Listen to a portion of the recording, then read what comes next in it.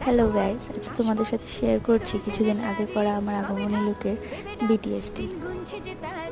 সেদিন সকাল সকাল রেডি হয়ে চলে গেছিলাম লোকেশনটাই ভিডিও করতে। লোকেশনটা দেখে তোমরা জানিও যে কেমন লাগলো।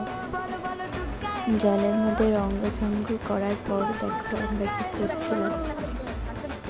এই যে যাকে দেখতে পাচ্ছ ও হচ্ছে আমার বান্ধবী, ওই আমাকে বেশিরভাগ শ্যুট করে দেয়, যেহেতু আমাদের প্রফেশনাল ক্যামেরা নেই, তো আমরা ফোন দিয়ে শ্যুট করছিলাম। গাইস আমরা ফটো তুলতে এসেছিলাম, এখনো স্টিল পুকুরেই আছি, উঠতে পারছি না। ছাতা মাথায় বৃষ্টি চলে এসেছে, জল পড়েছে।